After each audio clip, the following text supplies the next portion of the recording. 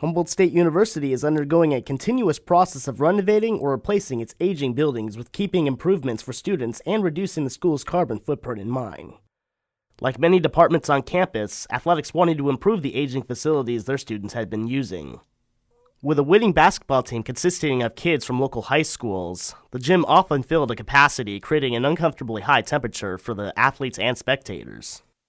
Sports facilities are known to already use a good amount of gas and electricity. Last basketball season, the KA building used an average of 5,800 therms of natural gas per month, with a therm being approximately equivalent to 100 cubic feet. With the sellout crowds came increased energy usage through keeping the building cool enough for people to tolerate. After a long process of securing approval and funding, designs of the new KA building were made with the intention of not only increasing seating capacity and comfort, but also of significantly reducing the carbon footprint. The building has met standards for leadership in energy and environmental design, also known as LEED Silver certification. According to Humboldt State Chief Engineer Silas Biggins, the criteria for these standards are a matter of energy efficiency, sustainable designs, and sustainable materials. We've got a lot of passive venting, efficient heating, and lighting controls, so that reduces energy use for the whole building. Billings later added that even the old East Gym, still used by intramural sports and recreational groups, received improvement to make it greener.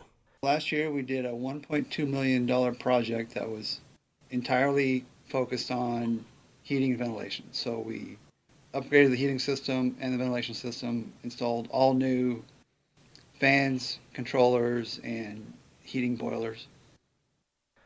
Billings said the estimated energy reduction from the project would be about 10%, but the exact numbers weren't known.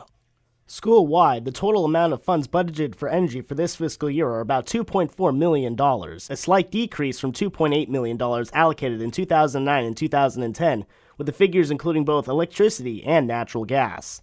That is a decrease of about 14% in outside consumption. All buildings on campus, excluding the College Creek complex, receive power from the same grid, so consumption by individual buildings isn't tracked, although Billings hopes to change that as well. I'd like to measure energy use for every department individually, partially just to know where it's all going, but also to be able to hold those departments accountable for what they do use. I think that would lead to a reduction in campus-wide energy use. Beginning with the Behavioral and Social Sciences building, continuing with the KA building and the College Creek complex, and going forward with other campus improvements, the university is trying to make each facility as environmentally friendly as costs will allow.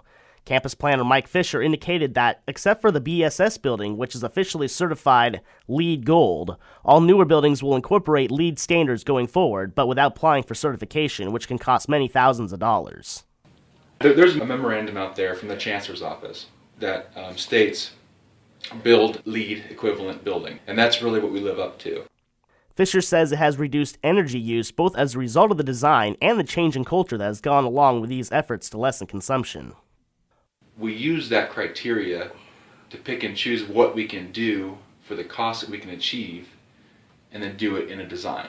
Our designs aren't catered to be approved by an LEED board, but we choose those elements to be part of the design because those are what's looked upon as being sustainably progressive.